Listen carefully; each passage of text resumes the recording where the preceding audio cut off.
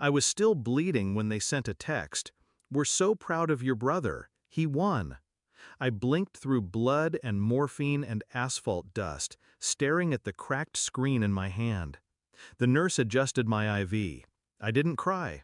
I just stared. No, "Are you okay?" No, "We're on our way." Just him, again. They always said we were different. He was the firework. I was the fuse. He lit up the sky. I burned quietly underground.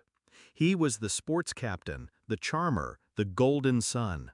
I was the planner, the steady hand, the silent one in the back seat. I never complained. Until the day I ended up in that twisted wreck with 3 fractured ribs and no visitors. The crash wasn't even my fault. A drunk driver ran a red light and crushed the side of my car like tin. The paramedic kept saying, "You're lucky." But lying alone in that hospital bed didn't feel like luck. It felt like being forgotten. 3 days later I was discharged, still sore, still abandoned. They didn't call until a week after, when a mutual family friend accidentally mentioned the crash. My mother cried. My father muttered excuses.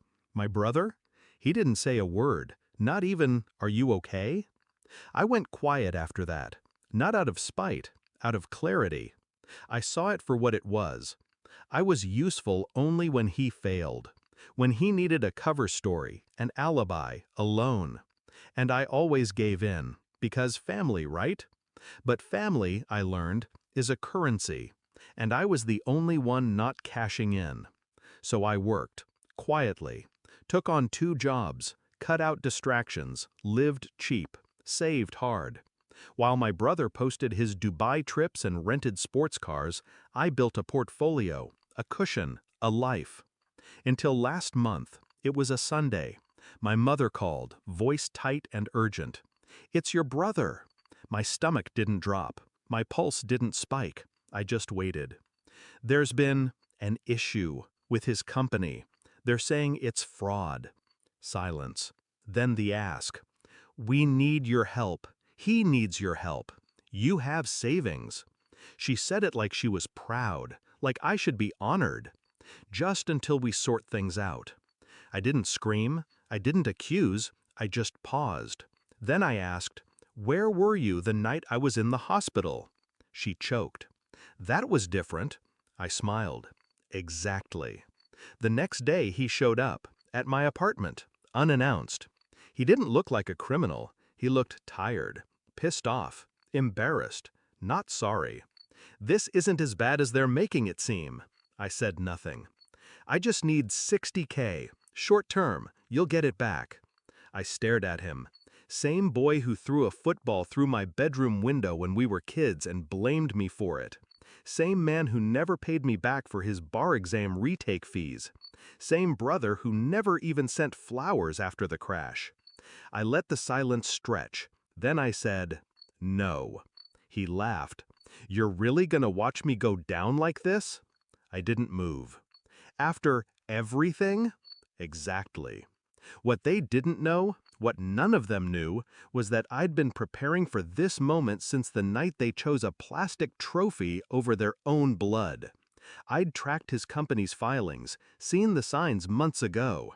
Shell payments, ghost vendors, internal invoices to nowhere. He thought he was slick. He wasn't. I even met with the investigator, anonymously at first. Then I slid the manila envelope across the table. Dates, emails, bank trails. I didn't say a word, just nodded once and walked away. A week later, he was indicted. The media had a field day. Young entrepreneur under investigation for multi-million-dollar fraud scheme. My parents called again. Voicemails, texts, desperate knocks on the door. I didn't answer.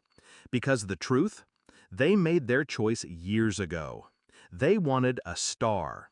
They got a supernova. Now they can burn with him. I'm not heartless. I'm not even angry anymore. I just understand now. Loyalty without reciprocity is self-sabotage. He'll serve time, maybe 5, maybe more. The empire's gone. The cars, the image, the charm, it all cracked like glass. And me? I sleep just fine.